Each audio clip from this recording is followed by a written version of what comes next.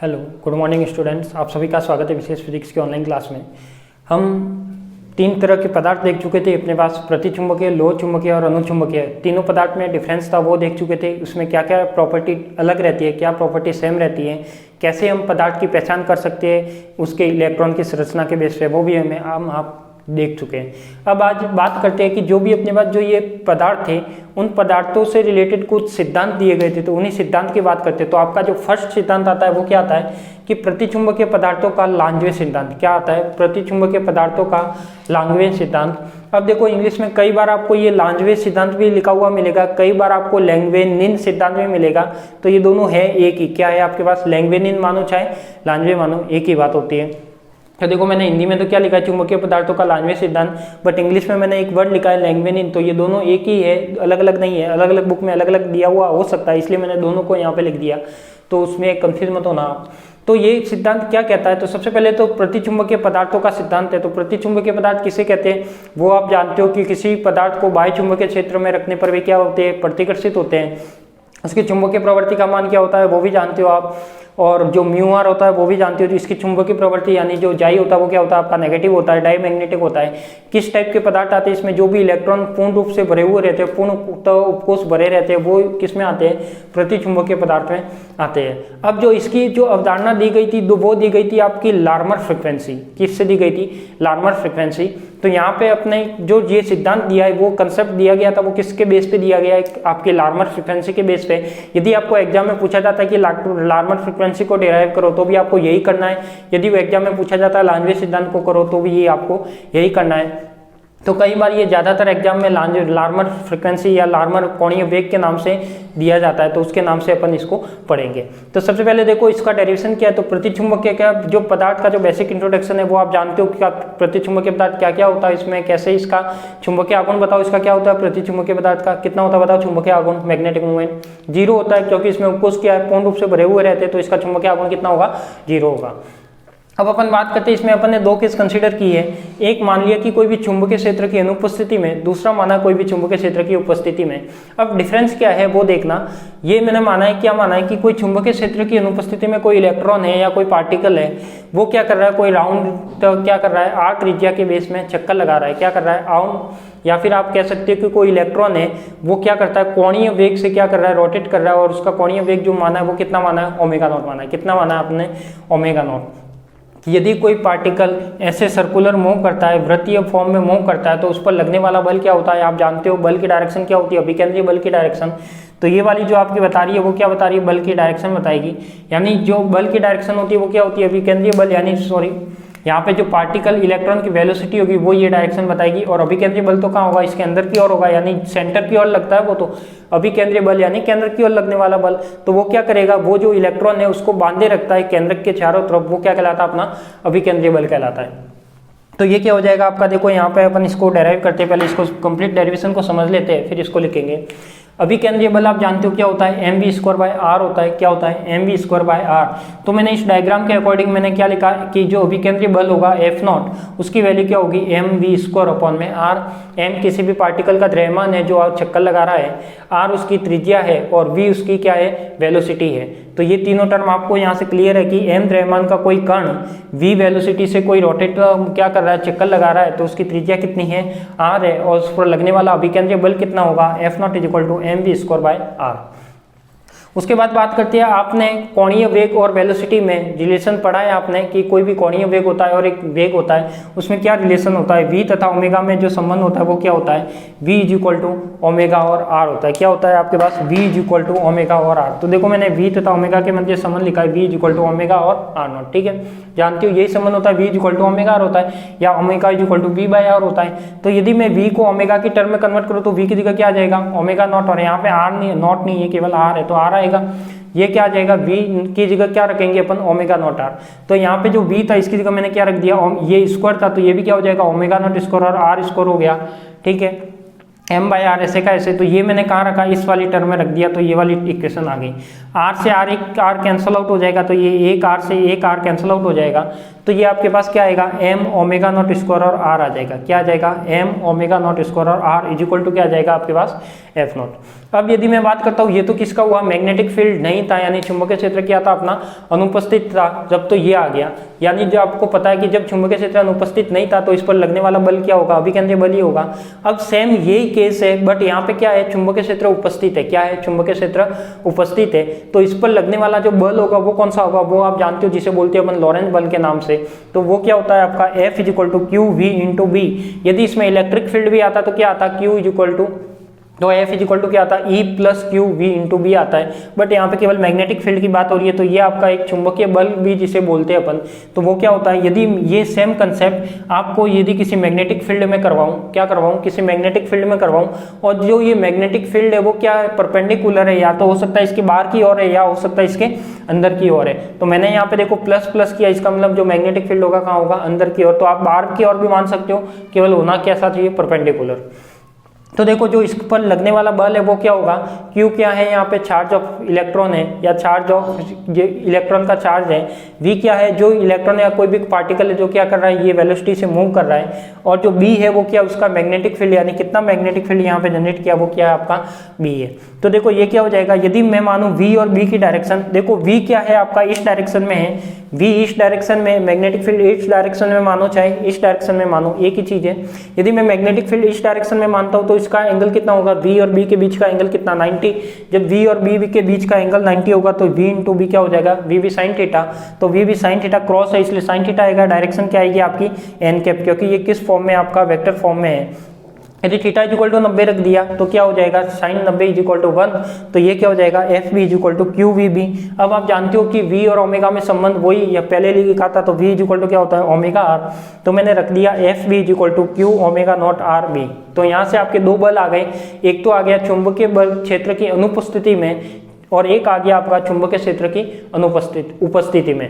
तो एक अनुपस्थिति में है, एक उपस्थिति में है, यानी एक तो प्रेजेंट है मैग्नेटिक फील्ड, दूसरे में क्या है, फर्स्ट वाले में प्रेजेंट नहीं है, सेकंड वाले में क्या है, प्रेजेंट है। तो दोनों के लिए मैंने क्या निकाल दिया, बल निकाल दिया।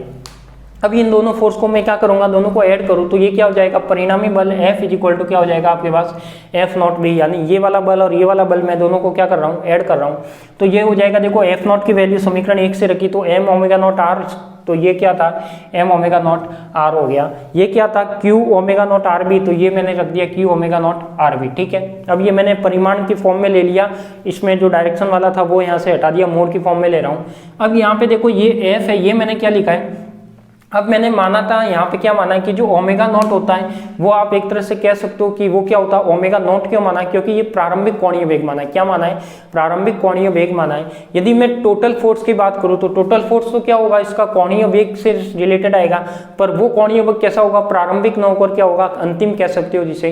तो ये क्या हो जाएगा, जो इस एफ के बराबर होगा वो एफ किसके बराबर होगा, ये एफ बराबर होगा एम ओमेगा स्क्वायर आर। देखो पार्टिकल का मास कोई भी चेंज नहीं होगा, त्रिज्या चेंज नहीं होगी, चेंज क्या होगा, केवल कोणीय वेग होगा। अब ये कोणीय वेग प्रारंभिक न होकर क्या है, अंतिम है। तो इसके लिए जगह मैंने मान लिया एफ इज इक्वल टू क्या मान लिया, एम ओमेगा, क्या मान लिया, एम ओमेगा स्क्वायर आर। ये वाली टर्म दोनों मैंने क्या रखी, ऐसे की ऐसे ही रखी। अब ये वाली टर्म और ये वाली टर्म में देखो एम और आर कॉमन आ रहा है, तो इस टर्म को इधर ले आओ, तो इस टर्म को मैं क्या आया, इधर ले आया, तो ये क्या हो गया, एम आर कॉमन आ गया, तो ओमेगा स्क्वायर ऐसे का ऐसे, ये इधर आया तो ये माइनस आ गया, और ओमेगा नॉट स्क्वायर क्या आया, ऐसे का ऐसे।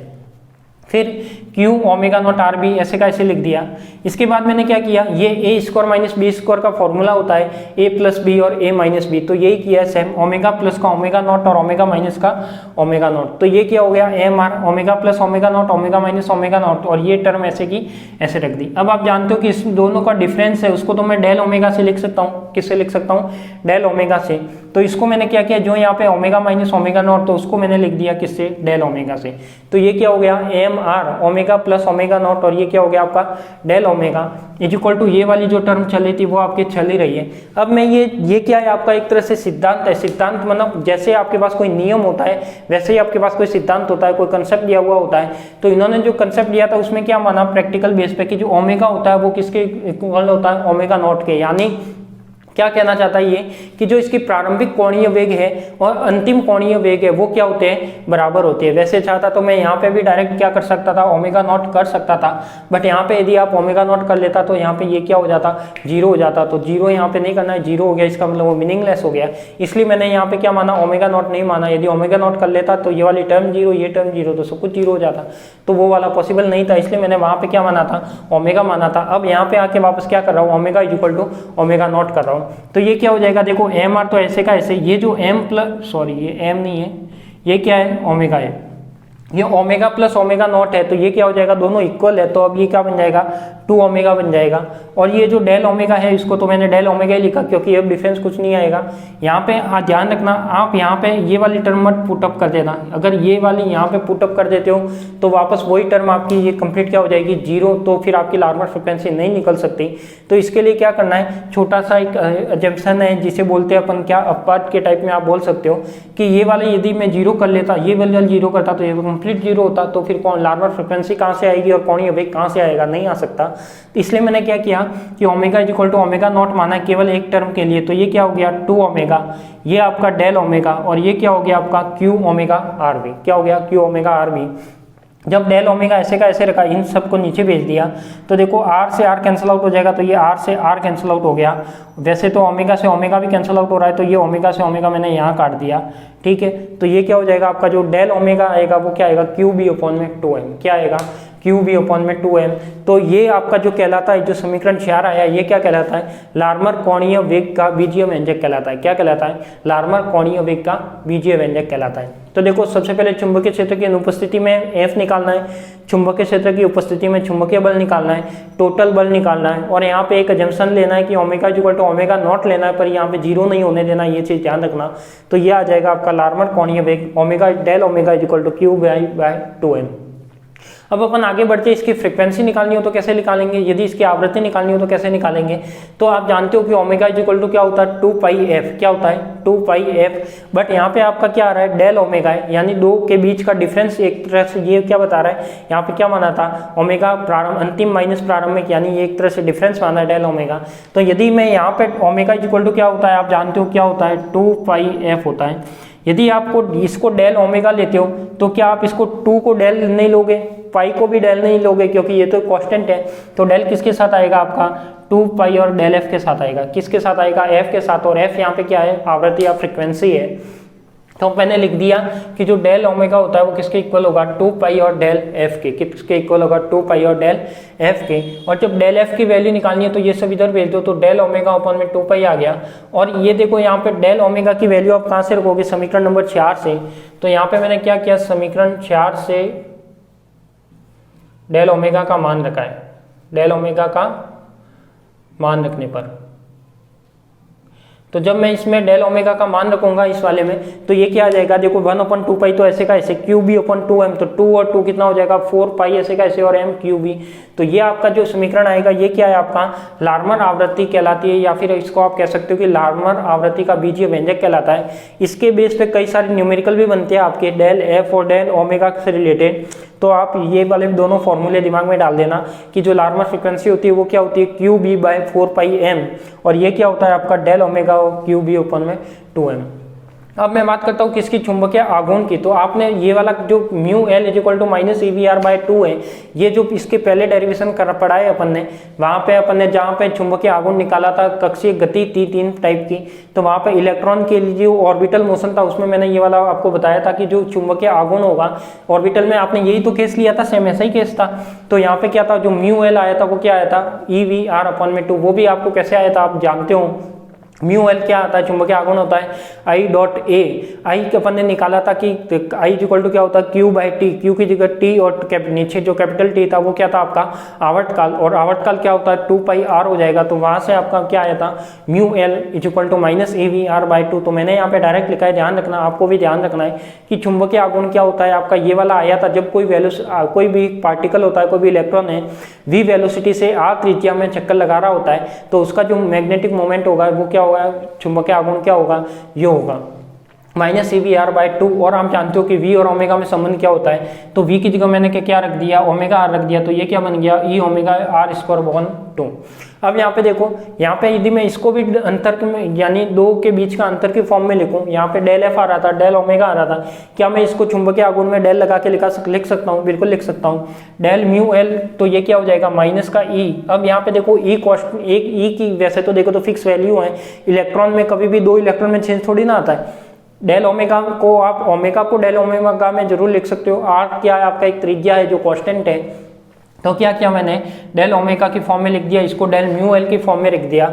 अब ये डेल म्यू एल तो ऐसे का ऐसे, माइनस का ई आर स्क्वायर बाई 2 तो ऐसे का ऐसे रख दिया, और जो डेल ओमेगा की वैल्यू कहाँ से रखी, समीकरण नंबर 4 से, तो यहाँ पे मैं लिख लेता हूँ समीकरण 4 से डेल ओमेगा की किसकी रखी, वैल्यू रखी, तो वो क्या रखी मैंने, Q V by 2m, Q V by 2m, तो ये क्या हो गया, डेल म्यू एल ऐसे का ऐसे इज इक्वल टू माइनस का ई, क्या हो गया, माइनस का e r square q B by 4m, क्या हो गया, माइनस का e r square by q B by 4m, और ये क्या हो गया, q is equal to minus का ई, क्या हो गया, q is equal to minus का ई। तो ये हो जाएगा आपके पास del mu L is equal to, क्या हो जाएगा, del mu L is equal to, देखो del mu L is equal to E square R square B upon में 4m, क्या हो जाएगा, del mu L is equal to क्या हो जाएगा, del mu L is equal to E square R square B upon में 4m। ठीक है, तो ये आपका क्या कहलाएगा, प्रेरित चुंबकीय आघूर्ण कहलाएगा। क्या कहलाएगा, प्रेरित चुंबकीय आघूर्ण कहलाएगा। तो यहाँ पे जो समीकरण 6 है वो क्या कहलाती है, आपकी प्रेरित चुंबकीय आघूर्ण कहलाती है। तो ये आपका क्या आ गया, ये तो आ गया आपका किसमें, चुंबकीय आघूर्ण आ गया, प्रेरित चुंबकीय आघूर्ण। जो प्रेरित चुंबकीय आघूर्ण यानी जो मैग्नेटिक फील्ड में रखने के बाद उत्पन्न हो रहा है वो क्या होगा, प्रेरित चुंबकीय आघूर्ण होगा। तो ये तो आपका प्रेरित चुंबकीय आघूर्ण आ गया। यदि लार्मर फ्रीक्वेंसी का पूछता है तो यहाँ तक करना है, यदि लार्मर कोणीय वेग का पूछता है तो आपको यहाँ तक करना है, और यदि पूरा क्वांटम सिद्धांत पूछता है तो इसके आगे और चलना है। तो चलते आगे देखो, अब क्या कहता है, ये मैंने क्या आया, फॉर्मूला आया mu L is equal to E square R square B. अब यहाँ पे देखो ये आपका क्यू था, क्यू इज इक्वल टू मैंने क्या लिया, माइनस का ई, क्योंकि क्या यहाँ पे कोई इलेक्ट्रॉन है तो माइनस माइनस ई क्या हो जाएगा प्लस, और ई क्या बन जाएगा ई स्क्वायर, तो ये हो जाएगा आर स्क्वायर बी अपॉन में 4m। इसके बाद मैं बात करता हूँ, यदि परमाणु में जेड इलेक्ट्रॉन उपस्थित है, क्या है आपके पास, यदि परमाणु में जेड इलेक्ट्रॉन उपस्थित है तो ये क्या हो जाएगा आपके पास, ये डेल म्यू एल। तो ये देखो ये फॉर्मूला मैंने यहाँ पे काम में लिया। तो देखो यहाँ पे कोई यदि आप एन लेते तो एन आ जाता, जेड लेते तो जेड आया है। तो यदि इलेक्ट्रॉन की बात हो रही इसलिए मैंने क्या ले लिया, जेड ले लिया। तो परमाणु में कोई भी जेड इलेक्ट्रॉन उपस्थित है, यानी कितने भी इलेक्ट्रॉन हो सकते हैं, जेड एक संख्या है, तो ये क्या है, Z E square B R square upon में 4m, केवल साथ में इसके क्या आ गया, जेड आ गया। अब ये देखो यहाँ पे क्वांटम सिद्धांत क्या कहता है, जो आपका क्वांटम बेस ले रहे हैं यहाँ पे, कि जो क्वांटम थ्योरी आपने क्वांटम मैकेनिक्स पढ़ी है, तो क्वांटम मैकेनिक्स में ये जो आर स्क्वायर आता है, आ रहा है, अब ये आर स्क्वायर तो देखो एक्स में भी हो सकता है। आर एक कैसी फॉर्म है, 3D फॉर्म है, जो एक्स को भी डिफाइन करता है, वाई को भी डिफाइन करता है और जेड को भी डिफाइन करता है। तो आर जब एक 3D फॉर्म है तो मैं इसको ऐसे लिख सकता हूँ कि अब देखो जब 3D फॉर्म है तो मैं कौन सी वैल्यू लूँ, एक्स लूँ, वाई लूँ या जेड लूँ या आर लूँ। तो उसके लिए मैंने क्या किया, क्वांटम बेस में मैं क्या करता हूँ, एक आर की एवरेज वैल्यू मान लेता हूँ। क्या मान लेता हूँ, क्वांटम सिद्धांत से क्या मान लेता हूँ, आर की कोई एवरेज वैल्यू मान लेता हूँ। तो मैंने क्या मान लिया, Z E square bye 4m, तो ऐसे का ऐसे आर स्क्वायर को मैंने एवरेज वैल्यू की फॉर्म में लिख दिया। और एवरेज वैल्यू आप जानते हो, यदि अपन क्लासिकल, ये वाला सिद्धांत कैसा है आपका, एक चिरसम्मत यानी क्लासिकल बेस है, इसमें केवल क्वांटम का थोड़ा सा यूज ले रहे हैं क्योंकि ये 3D को डिफाइन कर रहा है। तो 3D में थोड़ा सा यहाँ पे कंफ्यूजन हो रहा है कि हम x के लिए ले, y के लिए ले या z के लिए ले। तो सबसे अच्छा सॉल्यूशन यही है कि इसको आप एवरेज की फॉर्म में ले लो। ठीक है, तो ये क्या किया इसने, आर स्क्वायर ले लिया। अब देखो आर को इसने 3 भागों में डिवाइड कर दिया। कैसे, ये इसकी एवरेज वैल्यू है तो आर एक्स आर वाई और आर जेड। अपन को ये तो कंफ्यूजन था एक्स ले वाई ले या जेड ले, तो इसने क्या किया, तीनों के लिए लिख लिया, R X square R Y square और आर जेड स्क्वायर, और इसके एवरेज वैल्यू के लिए अपॉन में क्या लगा दिया, 3। अब ये वाली देखो, यदि क्वांटम बेस में एवरेज वैल्यू की बात करते हैं तो वहाँ आपका क्या आता है, तरंग फलन आता है, बट ये तो क्लासिकल बेस का है तो इसलिए ये वाली एवरेज वैल्यू क्या आ जाएगी आपकी, ये आ जाएगी। अब यहाँ पे कोई भी कंफ्यूजन नहीं है, देखो एक्स वाला भी खुश हो गया, वाई वाला भी खुश हो गया, जेड वाला भी खुश हो गया। नहीं तो एक लेते तो फिर दूसरा कहता भाई मुझे क्यों नहीं लिया। तो कोई बात नहीं, तीनों को ले लिया हमने, तीनों का एवरेज ले लिया। अब मैं क्या करता हूँ यहाँ पे, अब आर एक्स आर वाई और आर जेड की वैल्यू आपको पता होनी चाहिए। तो मैंने क्या माना, यदि कक्षक का तल जेड अक्ष के लंबवत हो, यदि कक्षक का तल जेड अक्ष के लंबवत हो, मैं केवल एक लाइन लिखी है केवल इस ऊपर वाले के लिए, इस वालों को एक बार मत देखो। तो यदि कक्षक का तल जेड अक्ष के लंबवत हो तो ये क्या है आपका आर जेड स्क्वायर, क्या है आपका आर जेड स्क्वायर। तो आर जेड स्क्वायर किसके बराबर होगा, जब ये जेड अक्ष के लंबवत की बात कर रहा है तो जेड के लंबवत यानी कोई भी एक्स वाई जेड है, आपके पास कोई भी निर्देश तंत्र होता है, ये एक्स वाई जेड क्या होता है, एक्स वाई जेड। यदि जेड अक्ष के लंबवत की बात कर रहा है तो जेड अक्ष के लंबवत दो तल होंगे, एक तो एक्स होगा जो ये इसके लंबवत है और एक वाई होगा जो इसके लंबवत है। तो मैं क्या लिख सकता हूँ, इसको X square plus Y square की फॉर्म में लिख सकता हूँ। यदि मैं क्या करता हूँ, आर वाई के तल के लंबवत लेता हूँ तो ये वाला लिख सकता हूँ x square plus Z square. यदि आर एक्स के तल के लंबवत लेता हूँ तो क्या लिख सकता हूँ, Y square plus Z square. यानी मैं R X square, Y square और जेड स्क्वायर तीनों की वैल्यू यहाँ से मैं इसको रख सकता हूँ, यहाँ से मैं ये वाली वैल्यू कहाँ रखता हूँ, इस समीकरण 7 में रख सकता हूँ। तो देखो आपके पास क्या आएगा, तो क्या आएगा, अब देखो आर एक्स था, यहाँ पे आर एक्स था, तो आर एक्स की वैल्यू आप जब ये ऐड करोगे, आर वाई की वैल्यू जब ये ऐड करोगे, यानी ये प्लस ये तीनों वैल्यू आ जाएगी। तो देखो एक्स स्क्वायर कितनी बार आएगा, इसमें 2 बार आएगा, वाई कितनी बार आएगा, 2 बार आएगा, जेड कितनी बार आएगा, 2 बार आएगा ऐड करोगे तो इसलिए मैंने जो 2 बार आ रहा था तो 2 मैंने क्या ले लिया, बार ले लिया, और X square Y square Z square ऐसे का ऐसे लिख दिया। बाकी जो जेड था वो ऐसे का ऐसे, ई स्क्वायर बी ऐसे का ऐसे, और ओपन में जो 3 था, ये जो 3 था इसको मैंने बार ले लिया, और जो 4m था वो 4m है ही है। तो आपका ये टोटल कितना बन गया, जो डेल म्यू एल बनेगा वो क्या बनेगा, कितना हो जाएगा, देखो Z square E square by B, और कितना हो जाएगा, ये कटेगा तो कितना हो जाएगा 6m, और ये हो जाएगा आपका एक्स स्क्वायर की एवरेज वैल्यू, वाई स्क्वायर की एवरेज वैल्यू और प्लस का जेड स्क्वायर की एवरेज वैल्यू। देखो ये एक्स वाई जेड की फॉर्म में इसलिए लिया, तीनों को खुश कर दिया हमने, तो ये क्या हो गया, एक्स वाई और जेड हो गया। ठीक है, तो ये आपका क्या था, एक तरह से क्वांटम सिद्धांत था। अब इसमें कुछ स्पेशल केस भी है, वो भी अपन देखेंगे। तो डेरिवेशन आपको क्लियर हो गया होगा। सबसे पहले क्या निकालना है, चुंबकीय क्षेत्र की अनुपस्थिति में बल निकालना है, जो अभिकेंद्रीय बल के बराबर आएगा। चुंबकीय क्षेत्र की उपस्थिति में बल निकालना है जो चुंबकीय बल के बराबर आएगा। दोनों बल को क्या करना है, ऐड करना है, टोटल फोर्स निकालना है, परिणामी बल निकालना है। एक अजम्पशन याद रखना है कि यहाँ पे इस टर्म को 0 नहीं होने देना, ये चीज ध्यान रखना। तो यहाँ पे क्या आ गया, जो कोणीय वेग आ गया, लार्मर कोणीय वेग आ गया, वो क्या है, del omega is equal to QV/2m। ऐसे ही नॉर्मल फ्रिक्वेंसी क्या है, QV/4πm। ध्यान रखना है इसमें केवल डिफरेंस क्या है, ये QV/2m है और ये क्या QV/4πm, बस इतना सा ध्यान रखना, बाकी कुछ ध्यान नहीं रखना। ये इसका क्या निकाला मैंने, चुंबकीय आघूर्ण निकाला, और चुंबकीय आघूर्ण में थोड़ा सा क्वांटम का यूज लेके मैंने क्या निकाला, इसका चुंबकीय आघूर्ण का व्यंजक निकाला। किसके लिए, जो प्रतिचुंबकीय पदार्थ होता है उसके लांजवे सिद्धांत के लिए। तो एक बार इतना अपन लिखते हैं, फिर अपन इसको आगे सॉल्व करते हैं। तो टॉपिक लगाइए आप, पहले इसकी थ्योरी लिखेंगे, फिर इसको ये लिखना स्टार्ट करना जब मैं बताऊं। पहले अपन इसकी थ्योरी लिखते हैं। तो लिखो इसमें प्रतिचुंबकीय पदार्थों का लांजवे सिद्धांत, टॉपिक लगाओ और इसमें लिखो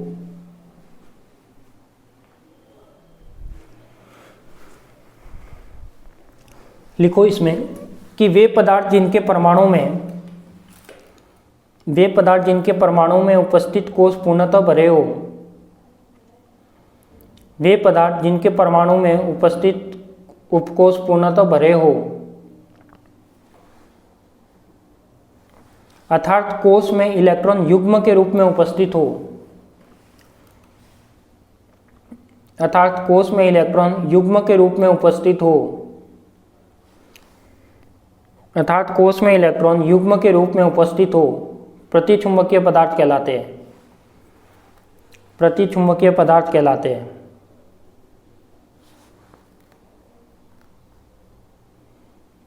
और इनका चुंबकीय आघूर्ण शून्य होता है, अतः इनका चुंबकीय आघूर्ण शून्य होता है। शून्य क्यों होता है, क्योंकि इसमें उपकोश पूर्ण रूप से भरे होते हैं, तो चक्रण गति क्या होती है, प्लस माइनस होगी, इसकी वजह से ये क्या देगा, शून्य देगा। फिर लिखो इसमें प्रतिचुंबकीय पदार्थों के लिए बाह्य चुंबकीय क्षेत्र की अनुपस्थिति में, प्रतिचुंबकीय पदार्थों के लिए बाह्य चुंबकीय क्षेत्र की अनुपस्थिति में परिणामी चुंबकीय आघूर्ण शून्य होता है, परिणामी चुंबकीय आघूर्ण शून्य होता है। और प्रतिचुंबकीय पदार्थों का गणितीय विश्लेषण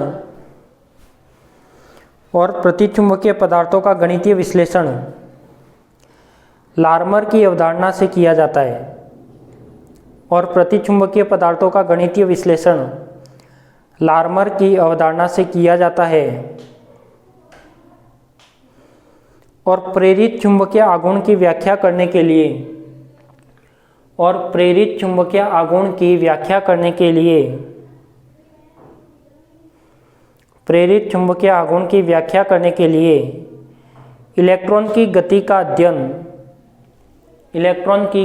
अध्ययन बिना चुंबकीय क्षेत्र की अनुपस्थिति में करते हैं, बिना चुंबकीय क्षेत्र की अनुपस्थिति में करते हैं। तो फर्स्ट तो लिखो आप चुंबकीय क्षेत्र की अनुपस्थिति में, और समीकरण 1 तक लिखो, और यहाँ पे एक लाइन लिखना कि समीकरण 1 अभिकेंद्रीय बल का बीजीय व्यंजक कहलाता है। क्या कहलाता है?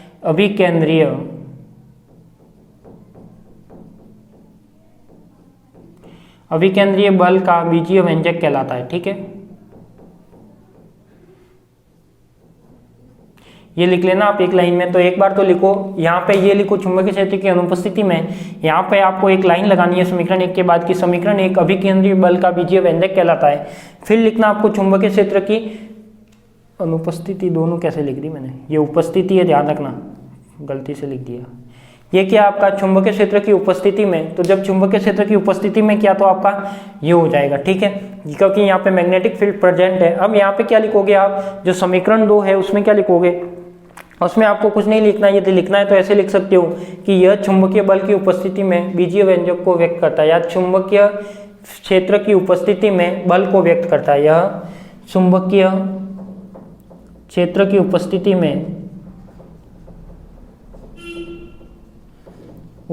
में बल को व्यक्त करता है। तो जो मैंने लाइन लिख रहा हूँ वो आप सब, क्योंकि डेरिवेशन में डायरेक्ट नंबर नहीं मिलते, थ्योरी लिखना जरूरी है, कुछ इंपॉर्टेंट जो लाइन आती है वो लिख दिया करो तरीके से। अभिकेंद्रीय बल का व्यंजक कहलाता है, इसके बाद ये लिखना, यहाँ पे लिखना ये चुंबकीय बल का व्यंजक कहलाता है, किसमें, चुंबकीय क्षेत्र की उपस्थिति में चुंबकीय बल का व्यंजक कहलाता है। फिर आप लिखना परिणामी बल, यहाँ तक कोई दिक्कत नहीं है, यहाँ से लिख लेना आप। और ये जो समीकरण 4 आए हैं यहाँ पर तो आप जरूर लिखना ही लिखना कि जो समीकरण 4 है वो, इसको बॉक्स में बंद करना लाल पेन से, और उसमें लिखना कि यह लार्मर कोणीय का वेग का व्यंजक कहलाता है, या लार्मर कोणीय वेग का बीजीय व्यंजक कहलाता है।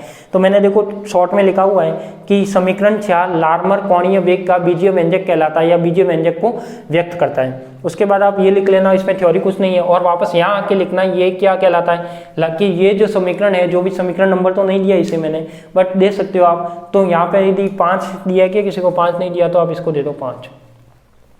तो ये क्या हो जाएगा आपके पास, कि इसको मैं लिख सकता हूँ कैसे, कि जो समीकरण 5 है वो लार्मर आवृत्ति का बीजीय व्यंजक या लार्मर आवृत्ति को व्यक्त करता है। तो ये वाला लिख लो यहाँ तक कंप्लीट। और यहाँ आपको क्या लिखना है समीकरण 6 में, कि यह प्रेरित चुंबकीय आघूर्ण के बीजीय व्यंजक को व्यक्त करता है। क्या, प्रेरित चुंबकीय आघूर्ण के बीजीय व्यंजक को व्यक्त करता है, और उसके बाद कंप्लीट लिखना। तो लिखो इसको, इसमें कोई थ्योरी जो थी वो मैंने बता दी एक एक लाइन, तो वो आप बीच में लगा देना। ठीक है,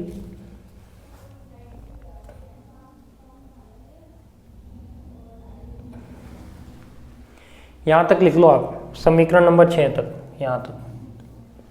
ये जो बीच में लाइन बोली है वो लिख लेना, अभिकेंद्रीय बल का व्यंजक, चुंबकीय क्षेत्र की उपस्थिति में चुंबकीय बल का व्यंजक, लार्मर कोणीय वेग का व्यंजक और लार्मर आवृत्ति का व्यंजक।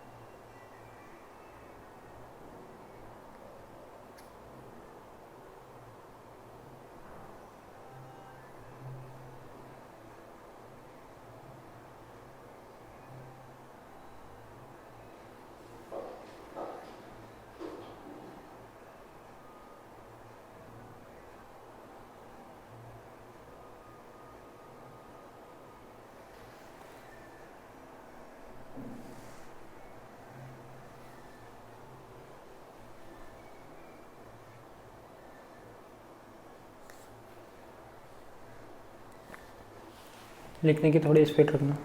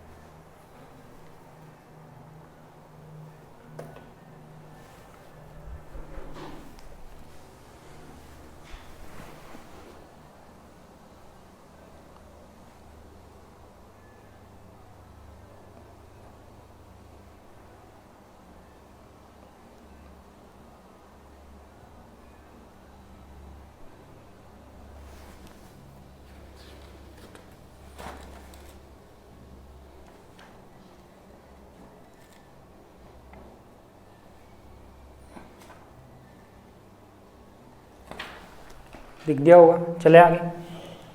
यहाँ तक लिखने के बाद इसके आगे क्या करना है, कुछ केस लगाएंगे अपन।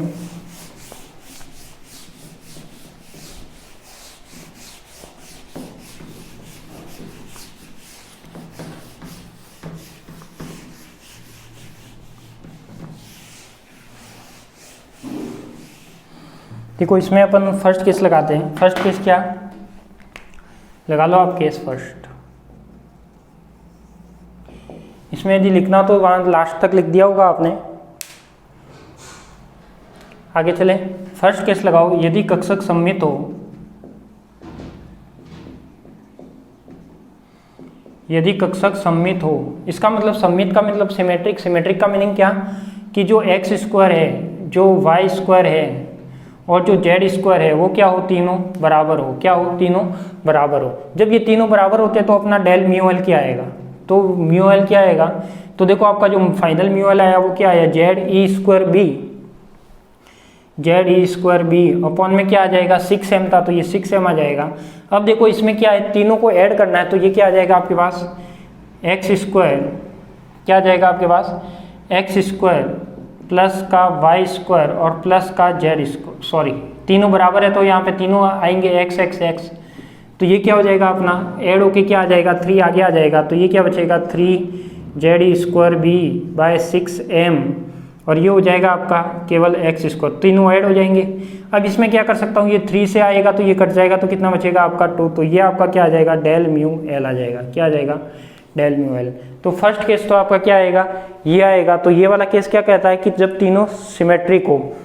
अब यदि मैं बात करूँ जो सेकेंड केस है वो क्या कहता है, केस सेकेंड, केस सेकंड कहता है कि मैं इसको किसी एक टर्म के इक्वल मान लेता हूं, जो द्रव्यमान घनत्व के इक्वल मानता हूं, जिसे मान लेता हूं मैं एक्स स्क्वायर वाई स्क्वायर या फिर जेड स्क्वायर था, इसको मैं मानता हूं रो स्क्वायर के इक्वल। तो ये क्या हो जाएगा फिर, del mu L is equal to क्या हो जाएगा आपके पास, जेड स्क्वायर बी, क्या हो जाएगा, जेड स्क्वायर बी अपॉन में क्या हो जाएगा 2m और ये क्या हो जाएगा आपका रो स्क्वायर। बताओ यही वाली टर्म आएगी या नहीं आएगी, यही आएगी। या फिर आप इसको ऐसे कर सकते हो, इसको एक काम करते हैं, ऐसे नहीं मानते, ऐसे तो किया तो फिर सब सेम हो जाएगा। ये क्या करते हैं अपन, बीच में प्लस करते हैं, ये जो प्लस जो ये है एक्स स्क्वायर प्लस का वाई स्क्वायर और प्लस का जेड स्क्वायर, मैं तीनों को एक टर्म में मान लेता हूँ किसमें, रो के। तो ये क्या आ जाएगा आपका Z E square B upon में 6m और यहाँ पे क्या आ जाएगा आपका रो स्क्वायर। तो ये आ जाएगा आपका del mu L is equal to ये वाला। ठीक है, तो इस तरीके से ये आपके दोनों केस है, तो इन दोनों केसों को लिखिए। फिर अपन इसका क्या निकालेंगे, जो जाई होता है वो भी निकालेंगे। तो लिखिए इसको पहले, नंबर दे देना, कितना नंबर आया, 8 आ गया तो इसको 9 दे देना।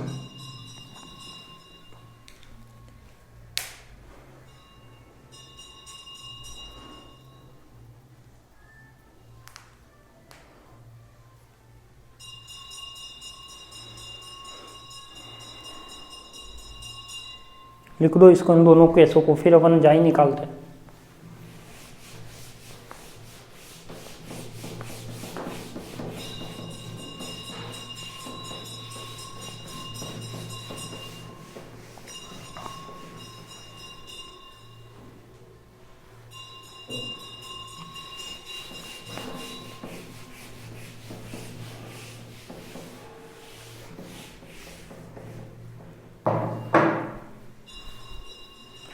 लिखो इसके आगे, समीकरण 9 के आगे, समीकरण 9 प्रेरित चुंबकीय आघूर्ण का, समीकरण 9 प्रेरित चुंबकीय आघूर्ण का बीजीय व्यंजक कहलाता है। समीकरण 9 प्रेरित चुंबकीय आघूर्ण का बीजीय व्यंजक कहलाता है। तो चुंबकीय प्रवृत्ति की परिभाषा से, तो चुंबकीय प्रवृत्ति की परिभाषा से, तो चुंबकीय प्रवृत्ति की परिभाषा से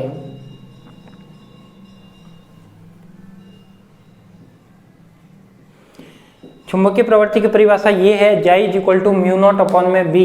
अब वैसे तो आपने पढ़ाई कि जेम जाई किसके इक्वल होता है, एम बाई एच के। तो जब इसको मैं बी में कन्वर्ट करता हूँ तो ये क्या आ जाएगा, ये आ जाएगा म्यू नॉट अपॉन में बी। तो ये क्या हो जाएगा आपके पास, देखो म्यू नॉट अपॉन में बी और साथ में क्या है, डेल म्यू एल। इसकी ये डेफिनेशन आपको शायद वहां पे नहीं बताई थी, ये डेफिनेशन आपको यहीं पे ध्यान रखनी है। जो चुंबकीय प्रवृत्ति होती है वो यदि मैं चुंबकीय आघूर्ण के फॉर्म में लिखना हो तो आपका फॉर्मूला क्या आएगा, ये आएगा। तो मैंने क्या लिखा कि चुंबकीय प्रवृत्ति की परिभाषा से,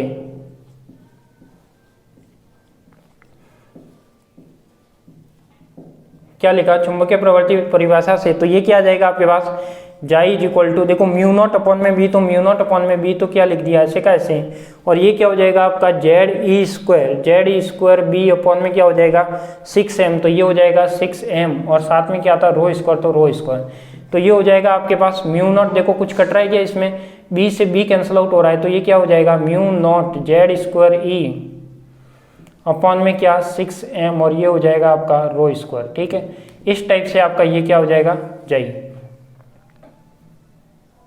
ठीक है, तो ये आपका हो गया मेन जो चुंबकीय प्रवृत्ति होती है वो। और हम जानते क्या कि जो प्रत्येक चुंबकीय पदार्थ की जो चुंबकीय प्रवृत्ति होती है वो कैसे होती है, नेगेटिव होती है, ये भी जानते हो। हम जानते हैं कि जो चुंबकीय प्रवृत्ति होती है प्रति चुंबकीय पदार्थ के लिए, या फिर पूरी लाइन ही लिख लो यहाँ पे, हम जानते हैं कि प्रति चुंबकीय पदार्थ के लिए, प्रतिचुंबकीय पदार्थ के लिए जाई इज इक्वल टू नेगेटिव होता है। ठीक है, तो ये क्या हो जाएगा, यहाँ पे आगे नेगेटिव भी लग जाएगा, mu naught Z E square upon में 6m और रो स्क्वायर। अब ये देखो किस किस पर डिपेंड कर रहा है, ये बताओ किस किस पर डिपेंड कर रहा है। ये एक तो डिपेंड कर रहा है किस पर, इसके मास पर, एक डिपेंड कर रहा है ये रो, या फिर इसको द्रव्यमान घनत्व मान सकते हो, या फिर रो नहीं मानो तो यहाँ पे पहले क्या था आर था, तो ये एक तरह से त्रिज्या पर भी डिपेंड कर रहा है, और क्या इसके परमाणु क्रमांक पर भी डिपेंड कर रहा है। ठीक है, तो ये जाई कितनी चीजों पर डिपेंड कर रहा है, एम, रो, आर और जेड। ठीक है, 4 चीजों पर डिपेंड कर रहा है। तो ये आपका क्या हो गया, जो चीज सम्मत सिद्धांत था लांजवे का वो हो गया, प्रति चुंबकीय पदार्थ का लांजवे सिद्धांत था, तो ये वाला यहाँ पे सिद्धांत क्या हो जाता है, कंप्लीट हो जाता है। तो इसको लिख लो, फिर मैं आपको 2 चैलेंज लिखवाता हूँ, उसके बाद इसको कंप्लीट करते हैं।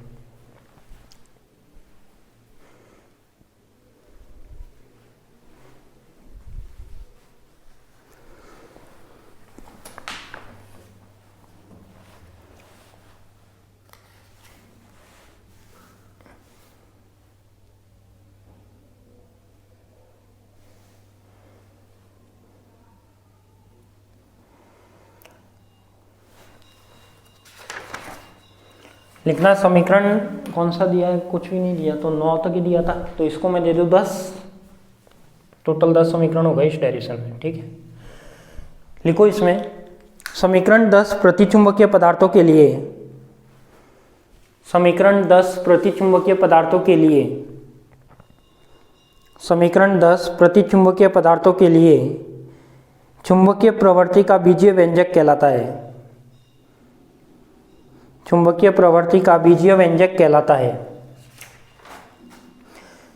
फिर लिखना इसमें फर्स्ट पॉइंट निष्कर्ष लिख लेना, इसके निष्कर्ष करके लिख लेना कि प्रतिचुंबकीय पदार्थों के लिए, प्रतिचुंबकीय पदार्थों के लिए चुंबकीय प्रवृत्ति परमाणु क्रमांक पर निर्भर करती है। चुंबकीय प्रवृत्ति परमाणु क्रमांक यानी Z पर निर्भर करती है। चुंबकीय प्रवृत्ति परमाणु क्रमांक Z पर निर्भर करती है। सेकंड लिखना कि प्रतिचुंबकीय पदार्थों की चुंबकीय प्रवृत्ति, प्रतिचुंबकीय पदार्थों की चुंबकीय प्रवृत्ति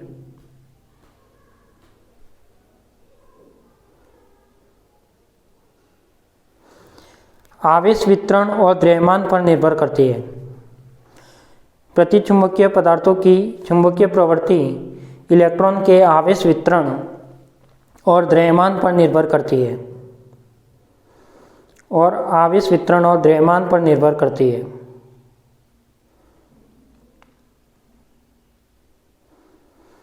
और नेक्स्ट लिखना कि चुंबकीय प्रवृत्ति कक्षक की त्रिज्या के, चुंबकीय प्रवृत्ति कक्षक की त्रिज्या के, चुंबकीय प्रवृत्ति कक्षक की त्रिज्या के वर्ग के प्रत्याशा मान पर निर्भर करती है। चुंबकीय प्रवृत्ति कक्षक की त्रिज्या के वर्ग के प्रत्याशा मान पर निर्भर करती है। और फोर्थ पॉइंट लिखना कि प्रतिचुंबकीय पदार्थों की चुंबकीय प्रवृत्ति ऋणात्मक होती है, कि प्रतिचुंबकीय पदार्थों की चुंबकीय प्रवृत्ति ऋणात्मक होती है।